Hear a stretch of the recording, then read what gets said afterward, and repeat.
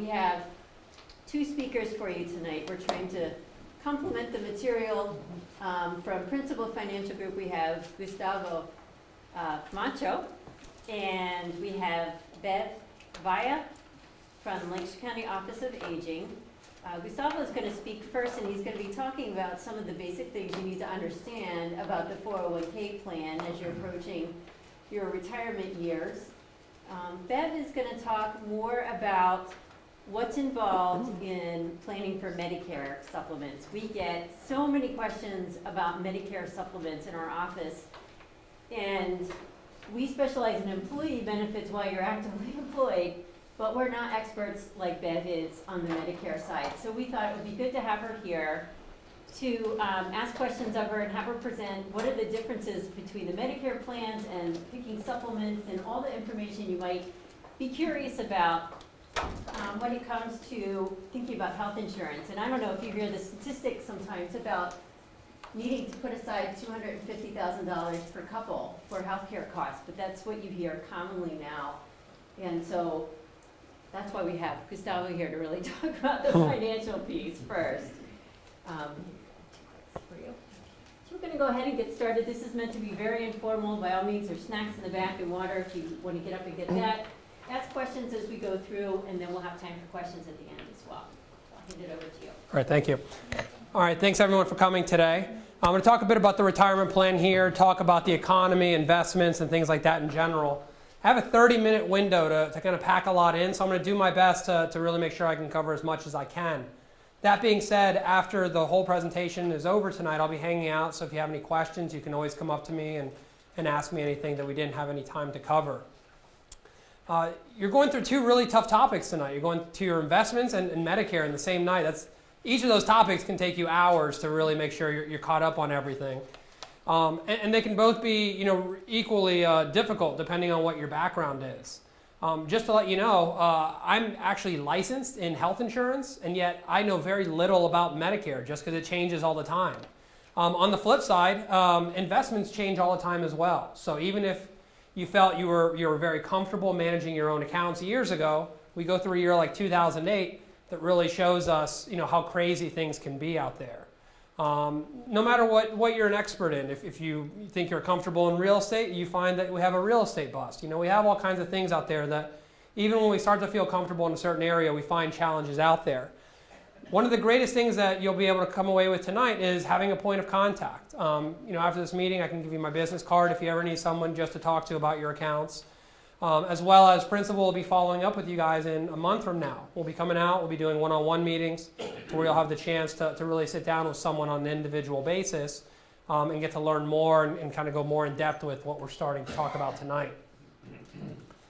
A couple things we're going to talk about today are really kind of talking about where you're at today.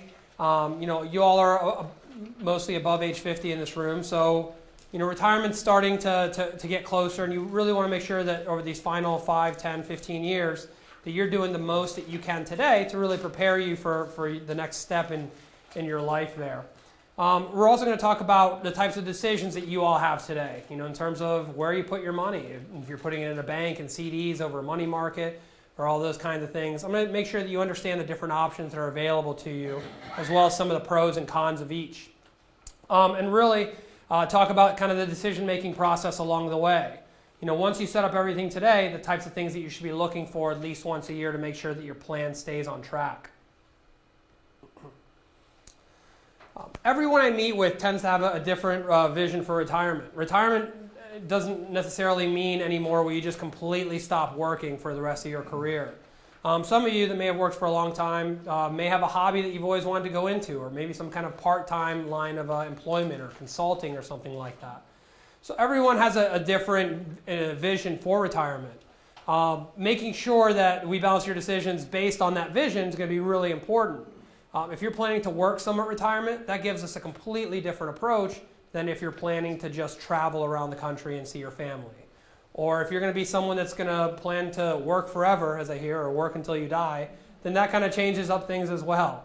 So we want to make sure that everything that you really do is customized for you. While you may hear some good ideas on what your coworkers are doing, it may not be applicable to what you're really trying to achieve in your picture. So just make sure that whatever you're doing is going to be really individualized. The tough thing is knowing how much you'll need at retirement. Generally, we expect that most people will need a little bit less than what they're making during their working years. But some of you may need every penny of what you're making today. It really just depends on what's going to happen with your expenses. If you're going to pay off your house before you retire, things are going to be a little bit easier. You'll have less in the monthly bills. It'll be a little bit less pressure in terms to have as much as you may need at retirement. But what I tend to see are some people buy new houses at retirement, or they might downsize, but they may move closer into a certain area that's more expensive. So a lot of it's really knowing what kind of budget you're expecting.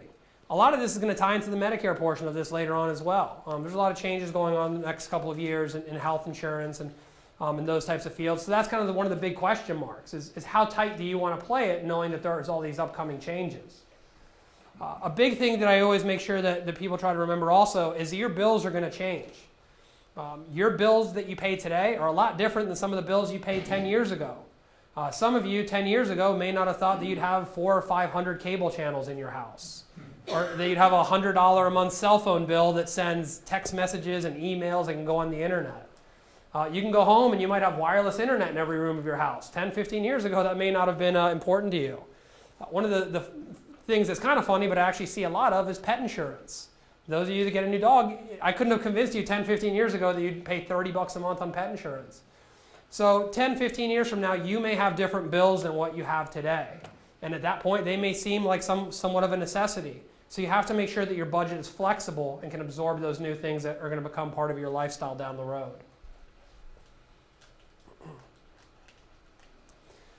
So generally, when you retire, you're going to have several different sources of income.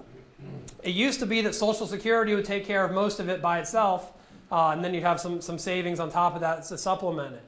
Unfortunately, over time, though, as real estate and cost of living has gone up a lot, Social Security nowadays only tends to be about 1/3 to 50% of your retirement income. The rest of that's going to come from your own individual savings, your own individual investments. As you've seen over the past couple of years, interest rates have come down a lot. This has been great for buying a house, but unfortunately, banks have been punishing you on the other end on your savings accounts. They're giving you close to 0% on your savings. If you get a really good CD rate nowadays, it may be 1%, but they're not really giving you much on that end on your savings. So we have to find more creative ways to save. Problem is, your gas prices are going up 5, 6% per year, food, college, all those things. Are going up a lot more than the amount of interest that you're gaining nowadays. So it takes a little bit more creativity to make sure that you're doing the best things for yourself. As I said, part-time work's always an option for some of you. Employer-sponsored plans, such as 401k, such as what you guys have here through High Industries. If you have old retirement accounts, IRAs, all that stuff's going to kind of come together. Social Security, I get a lot of questions on it in terms of the potential changes going forward. As you all are over 50, you're probably not going to see any dramatic changes in terms of your Social Security benefits. There was recently a report a couple of weeks ago that said under the current system, Social Security runs out of money in about the year 2033. A couple of years ago, that was the year 2037, and every time they come out with their report, it keeps coming closer and closer. There's little things that they can do to fix the Social Security system to where you're not going to have any issues with it at all. The problem is it's really tough just to pass the smallest changes. Realistically, when changes do pass, it'll probably be in the form of higher taxes for those that are working, but it's not likely to be in the form of lower benefits for those that are retired. That'd probably be the most difficult path there to take. So I wouldn't worry too much necessarily in terms of your benefits being slashed by a whole lot. That's not likely. If anything, the retirement age may go up, but once again, any changes at this point for you all are going to be very, very small. Those that are going to see the big changes are those probably between somewhere about 25 to 40 years old are going to really see the big ones, because that's the group that doesn't care as much about Social Security. They're not expecting it anyways, so they're much more able to take part in some of those changes that happen to it. As Social Security for each of you, the earliest you could take it is age 62. Some things about that is, generally we don't recommend ever taking Social Security while you're still working. You really do want to wait, and the system is set up for it to be your benefit when you're fully retired or taking a substantial decrease in your income. If you're fully working at 62 and you start taking Social Security, you're going to be taxed very, very heavily on it. It is not the way you want it to be set up. Ideally, Social Security is targeted between about 65 and 67. That's really when the benefits tend to work the most for your benefit. But if you fully retire earlier, take it as early as you want. I'm not the kind of advisor that's going to say, hey, you're retired at 62, but wait until later. Once you're retired, go ahead and take it. But if you're still working at 64, 65, 66, make sure you hold off on it. Make sure that when you do start receiving that benefit, you pay the least amount that you can on taxes. Overall, in terms of taxes, most of you are going to see a lower tax rate at retirement. About 70% of Americans retire in the same or lower tax bracket. So typically that's what we tend to see out there. Make sure you take Social Security when you're retired so you're paying the least amount as possible in taxes. If you don't need Social Security because you have other things going on and you're just going to work for a really long time, you can take it as late as age 70. At that point, you're going to have to take it, but that is an option for you. The benefit does go up the longer that you delay it, and that benefit will, of course, grow from there for the rest of your life. So it does help a lot to continue delaying it. Life expectancy is something to be aware of as well. If you retire at age 65, I meet with a lot of people that say, I never thought I'd make it out of my 20s or 30s, and suddenly they're finding themselves at 65. You may live for another 20 or 30 years at that point. That is a long time. So you have to make sure that your assets can last you for that type of period. On average, you're looking at somewhere within your mid-80s for life expectancy. So if you're retired at 65, you should be planning on at least a 20-year retirement. You also don't want to play it so close that if you do live till 95 or 100, that suddenly you've run out of assets and your kids are taking care of you. I promise you, while your kids may be that nice and generous, their plan is not to have to take care of you down the road. So just make sure that you do the little things that will help you out in terms of protecting yourself from those types of risks. I kind of talked a little bit about costs earlier and the types of bills that you have going forward, but also make sure that you're aware on how prices change on things. If you're looking at a 20-year retirement, you really have to take inflation into account. If we look over a 20-year period, let's say from 1990 to 2010, loaf of bread. So for example, something in food category, food prices doubling over that period. Automobile prices doubling. What's interesting, if you look at the price of a car in 2010 at about $30,000 for a car nowadays, most of you may know someone, or you may have done it yourself, bought a house for $30,000 at some point. And now you're seeing a car cost that nowadays. Seems kind of silly. But these are really the types of things that you have to be prepared for going forward. Housing, of course, has jumped up a lot, stamps. Property taxes is something that you don't necessarily need to worry about as much. In most counties, when you start hitting 65, a lot of them have a property tax reduction. So that's something that is going to be one of the benefits you can look forward to in retirement, is typically getting some relief on your property taxes for your primary residence. But just do be aware that inflation does change prices by quite a bit. As far as your retirement savings that you have available to you, this is going to be one of your best investment options because of the immediate tax break. Every little bit that you contribute extra into your 401k here is going to be less money that you'll be paying on taxes at the end of the year. If you're already getting money back, every time you increase, you'll be getting a little bit more back at the end of the year. If you're owing, this is a way to help you owe less. So make sure that you're taking advantage of that. Also make sure that when you're looking at your debt that you're trying to either reduce it or take control of the types of interest rates that you're paying out there.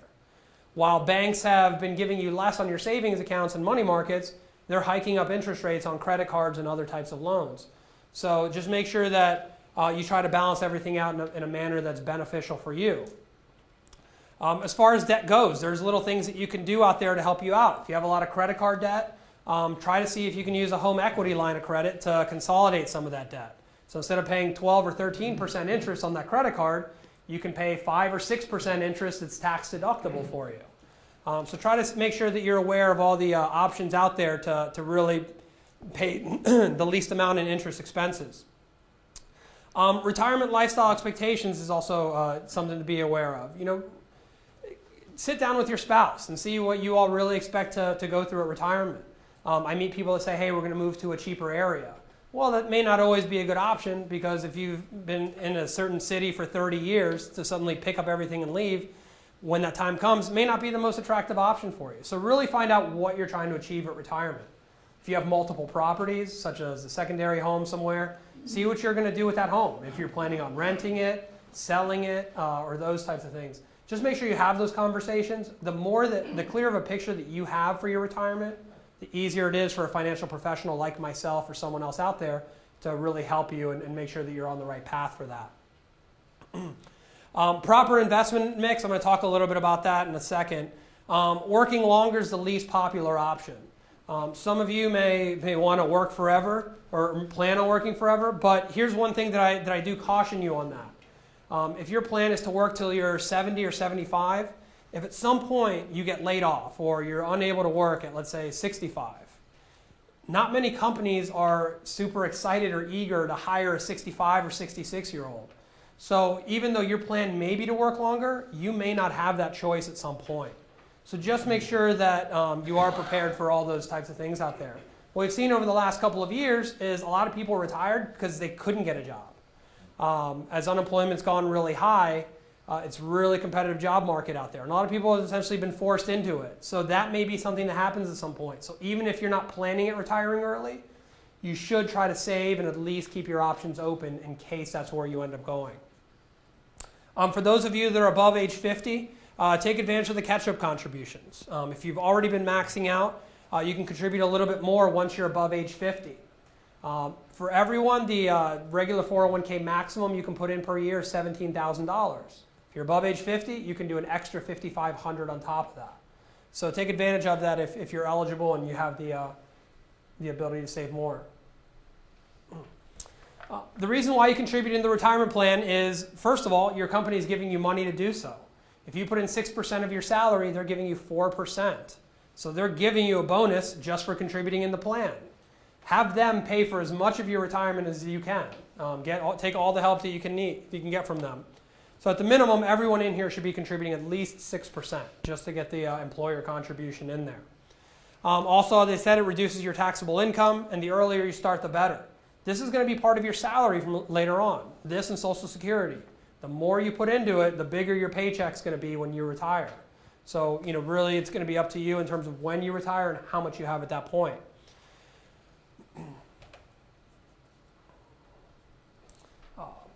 Recent polls on financial advisors said that the average median that financial advisors expected that employees needed to save into their retirement plans was about 15% between your own savings and your company's savings. Generally, from someone starting out right in their 20s, from day one, if they saved, let's say they're working for high industries, if they saved 11% and then got that 4% match, which would equal 15%, that would put that individual somewhere on pace to retire in their early 60s. The longer you go contributing less than 11 or 10% throughout your career, you may at some point down the road need to contribute a little bit more just to make up for lost time. So it kind of depends on how late you're starting here. But really, you should be looking at really 10% ideally as kind of a minimum going forward in terms of what you're contributing. In the one-on-one meetings, we'll go more specifically into this based on your individual situation and let you know where you stand. We can look at different retirement ages, such as 67 versus 62, and give you a different idea on the types of incomes that you can expect. So everything that we do will just kind of give you some options, and you can see which path is the most likely for yourself. But we'll be able to kind of show you what type of income you can expect down the road. Every little bit that you contribute extra doesn't necessarily affect you by so much. If you're making $40,000 a year at age 55, increasing your contribution by 1% only reduces your take-home pay by about $5. It's not going to have an effect on your life today. But that $7,000 extra by the time you hit retirement may. So every little bit that you do is going to help you get there. This is why every year, even if you're behind today, if you can just find a way to increase 1 or 2% every year, you'll find that your lifestyle doesn't change today, but you'll start hitting those goals that you're looking at. Myself and my colleagues aren't the types of advisors that say, hey, stop going to Starbucks, or don't do this or that. As long as you're saving up front, saving it right out of your paycheck and taking care of what you need to, then we could care less what you blow the rest of your money on. Just make sure you're saving up front and getting everything taken care of.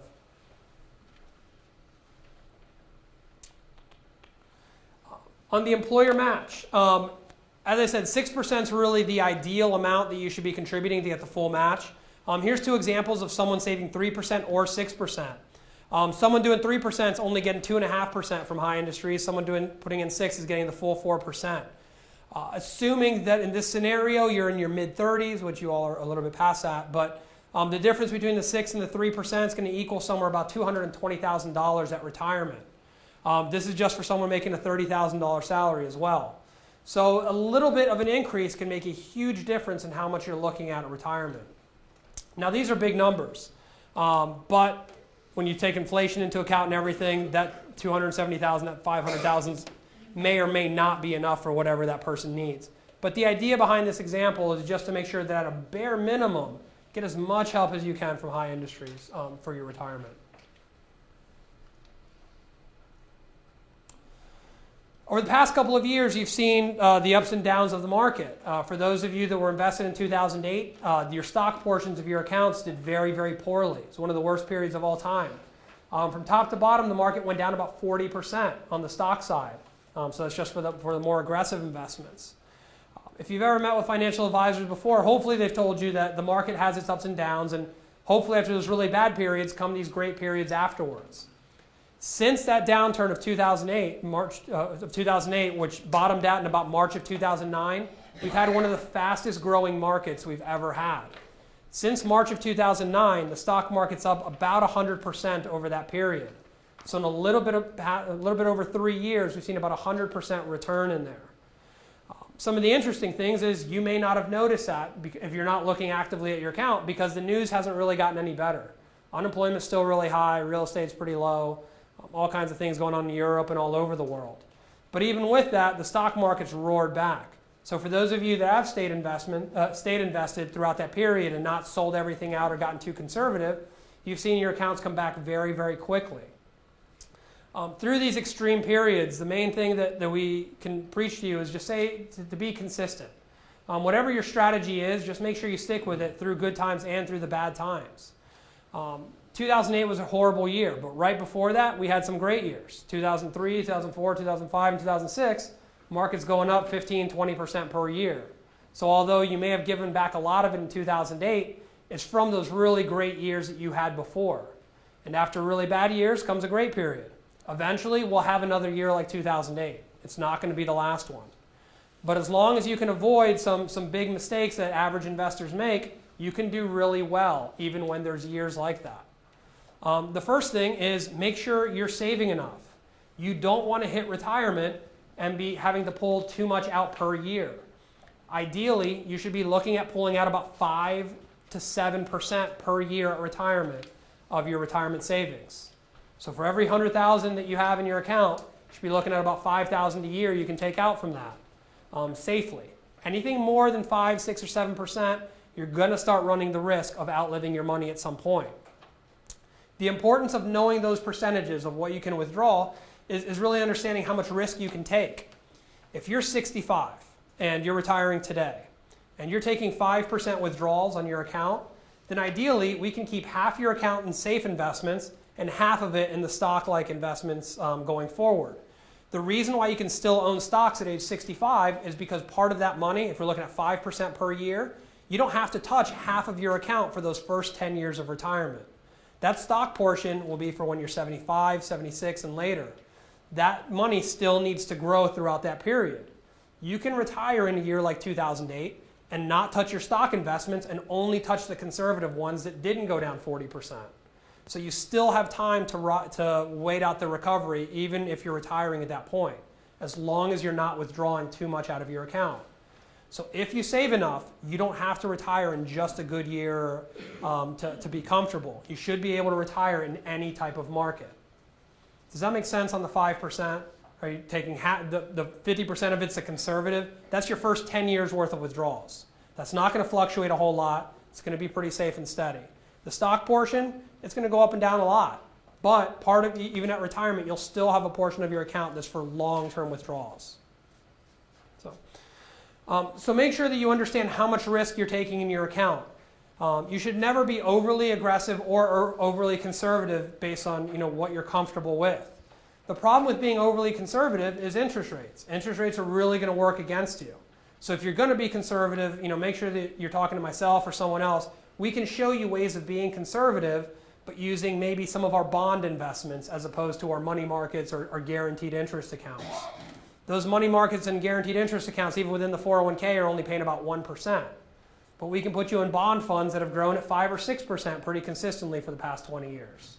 So we have other types of conservative investments we can use that can take no stock market risk but give you a little bit more growth. There's different ways of being conservative. And make sure that if you are aggressive, that you're aggressive both ways, not only when the market's going up, but when the market's going down. When the market's going up, everyone wants to be really aggressive. Everyone wants the fund that's going up 30 or 40% per year, but then suddenly when that fund goes down, it's, oh, suddenly I'm not aggressive anymore, I'm really conservative. Just make sure you're consistent with your strategy. The funds that you have available within the 401k here are meant to reflect all different kinds of risk levels.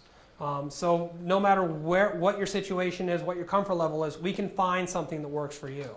You don't have to just grow at 1% within your account. We can find something that can give you a comfortable return and predictable if you need something that's a little bit safer. It's also important to look at how actively you want to manage your retirement savings as well. We have some passive investment options within our account to where we manage mostly everything for you, where you don't need to check your account a whole lot. It'll be based on your age or risk level to make sure that you're comfortable with that. So we don't need you at your computer every week checking to see how your account's doing. We can put you in something that's middle of the road, appropriate for what you want. If you're more in tune on doing everything yourself, you have that option as well. I'll talk a little bit about the website access, but you can go in and make all the changes you want in your retirement account. So whichever style, you have that option. Is there a fee for your management of our account after we retire? There is not. If we're managing it for you within one of the investment options, we don't charge you anything extra for that. It'll be as if you're doing it yourself. If you leave high industries, you can still keep your money in the plan. You're not kicked out of the plan into an IRA or anything. You can keep your money within it. You can no longer contribute to the plan, but you'll still have your money in there. It'll still be managed. You still have access to myself or my colleagues, and we can help you out. High Industries pays the administrative expenses for your plan, so that doesn't change even if you leave. You're not going to get a $25 annual account fee or any of that stuff. So you still have the option of keeping your money within the plan if you leave. So that's a big benefit to you guys.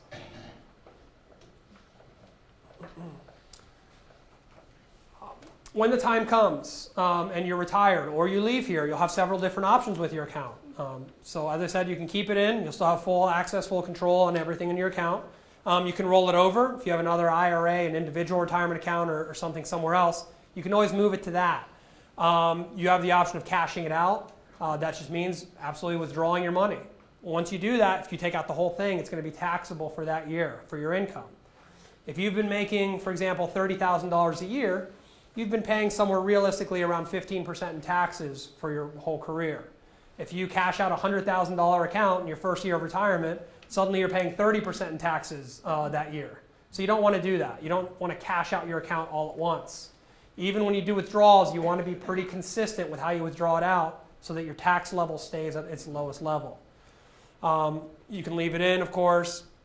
So you have several different options. But as I said, you don't lose, once you stop working here, you don't lose the service. You still have the option of contacting myself or my colleagues. You can still work with us.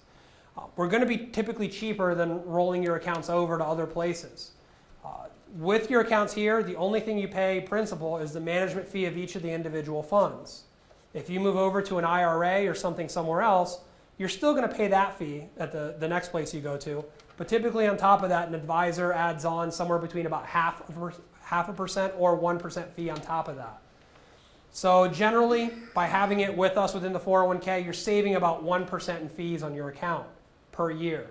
So if you have for every $100,000 you have, that's about $1,000 a year you're saving having it with us as opposed to having it with an advisor somewhere else.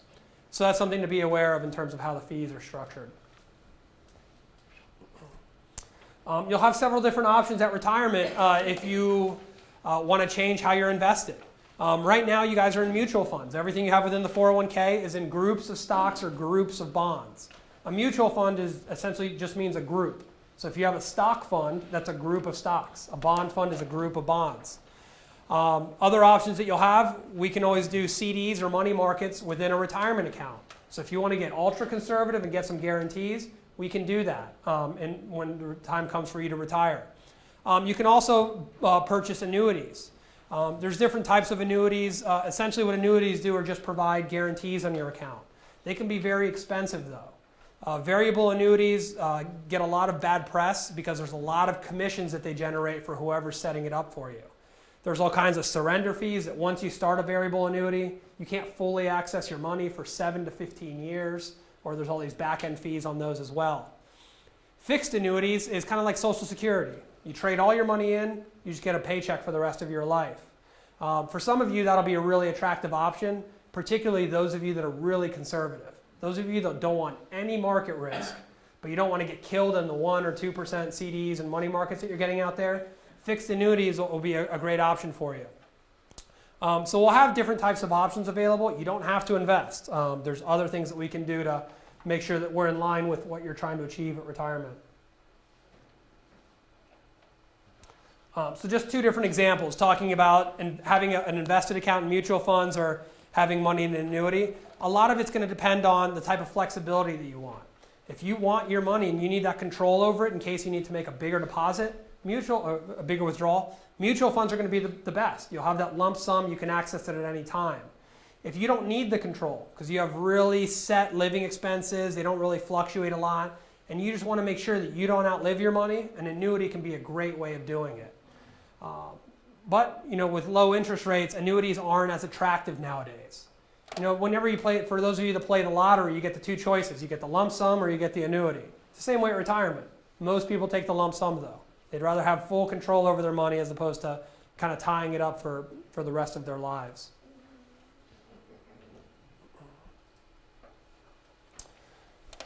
All right, so we're going to be back out next month. We're going to have some reps from the Philadelphia office coming out to do one-on-one meetings. It's called Retire Secure. It's something that we offer to some of our plans. You all are one of those plans to where we have representatives come out. You get to sit down one-on-one during your workday while you're on the clock and getting paid to go over your retirement accounts. We'll go into the website, we'll look at your investments, look at where you're contributing, answer any questions that you have. Just make sure you're fully aware of what you have with us. You don't pay anything to meet with us. This is one of the few times in your career where you get the chance to sit down with a financial advisor at no cost or commissions to you. Whether you make any changes, it doesn't affect us. We're all salaried representatives of principal. So, we'll give you the most unbiased advice that we can. You can do whatever you want with it. If you want to make changes in the meeting, we can take that and do it right there on the spot through the website. But if not, you can take the information home to your spouse, and then you can always contact us at a later time if you ever need help with anything. Take advantage of it. If you already have a financial advisor, we're not here to replace them. We can work alongside with them. If you have other accounts, investment accounts, bring in a statement. We can give you an opinion in terms of what you have out there. And we may even set up our account here to complement what you have out there. If you have an overly risky account somewhere else, we may make this one a little bit more conservative to offset that. So those are the types of things that we'll go over. We'll also walk you through the website at that point. All the slides that I went over are going to be within this little book that you have in front of you. But I want you to go to the very, very last page.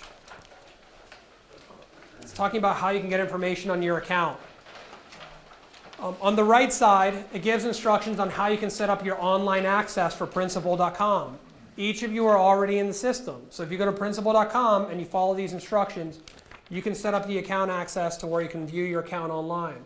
You'll be able to make a lot of changes on there, look at your investments, get 2 years worth of statements. All that stuff will be on there. So if you need any help, that's going to be right on there. We also have an 800 number for that as well. Feel free to poke around on there. You're not going to break anything. Go ahead and look at your account and see what's on there. Update your beneficiaries, all that stuff. I'm over my time right now, so I have to stop. But I'm going to be hanging out after this meeting. So if you have any questions, come up to me and we can discuss anything with the retirement plan. Thank you.